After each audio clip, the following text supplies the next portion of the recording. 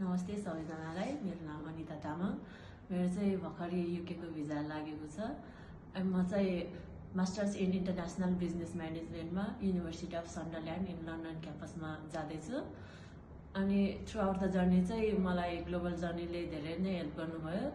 खास गरी आमिर दाई र केरसिङ दाईले हेल्प गर्नुभएको छ।